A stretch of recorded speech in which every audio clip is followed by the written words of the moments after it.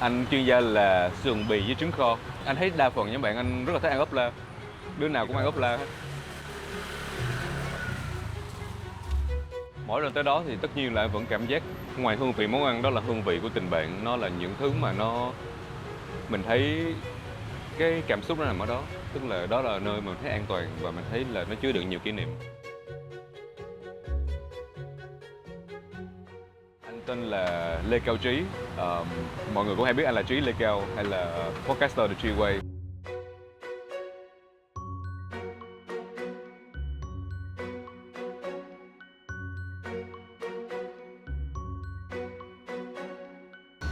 Hồi cấp 2 anh học trường Nguyễn Văn Tố ở quận 10. Có một cái nơi mà tụi anh hay thường đến khi mà tụi anh còn trẻ, còn nhỏ. Đa phần tập trung ở nhà anh là làm những cái thứ mà nó giống như là học bài chung hay là chơi cờ tướng.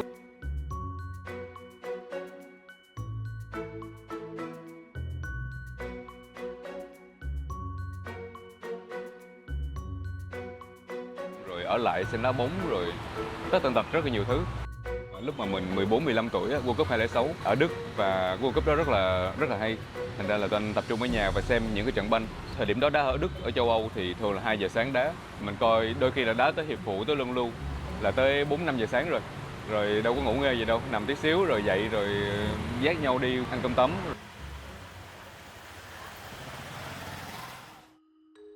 Kế nhà anh thì có một quán cơm tấm và cô đó bán cho anh từ lúc anh còn cấp 1 cơ, anh còn nhỏ xíu. Thì lúc các bạn tới nhà của anh thì anh nói là thôi bây giờ nguyên đám cứ sáng ra đó ăn. Mà tất nhiên là cô làm rất là ngon và các bạn rất là thích. Thành ra là cái quán cơm tấm đó gần như là cái nơi mà tất cả tụi anh là tới bây giờ nha, mỗi lần hẹn nhau đi đâu đó là phải tới đó ăn trước. Anh chuyên gia là sườn bì với trứng kho.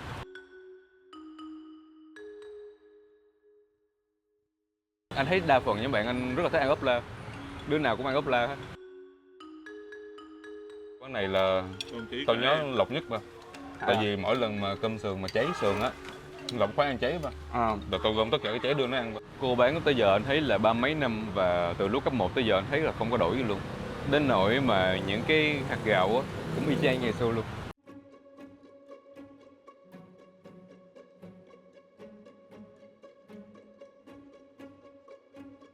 Trong cái thời điểm quá khứ mình ngồi mình nhìn những người bạn của mình á, mình nghĩ nó là những cái thằng loi chơi giống mình thôi. Những đứa mà chỉ là học xong rồi có thể sau này mình không biết mỗi đứa đường nào, mình chỉ biết đó là những người bạn chân phương của mình.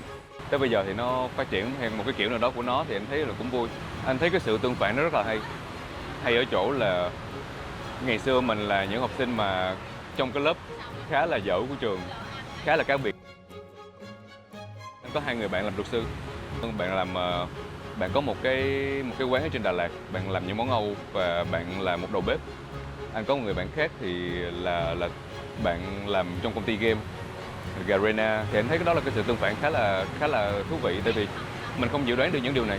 Nhưng mà nếu mà mình thực sự là mình nhìn kỹ lại, mình thấy là chính vì những sự khác biệt đó nó dẫn lên những thứ như thế này. Không có theo lề lối, nhưng mà thường những người mà không theo lề lối quá nhiều á, thì họ có những cái chuyển biến rất là tự nhiên, là họ sẽ uyển chuyển hơn trong cái cách là mình sẽ khai phá và mình tạo ra cuộc sống như thế nào về sau.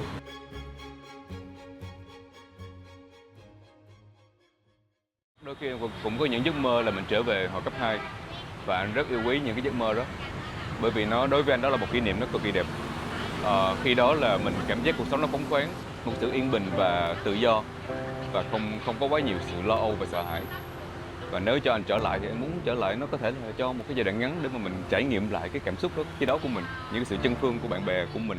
Cái quán cơm tấm đó gần như là cái nơi mà tất cả tụi anh là tới bây giờ nha, mỗi lần hẹn nhau đi đâu đó là phải tới đó ăn trước. Nó là nơi mà giữ những ký ức mà tụi anh cảm thấy rất gần gũi với nhau.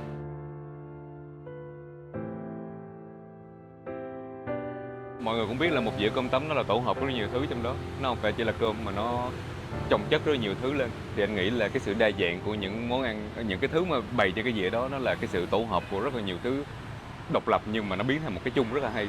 Cũng như tình bạn của tụi anh thôi, tức là khác nhau rất là nhiều nhưng mà gom lại với nhau thành một cái tổ hợp. Và cái tổ hợp rất là thú vị. Ngon, quan trọng là ngon. Mình tính là cô bán bao lâu rồi?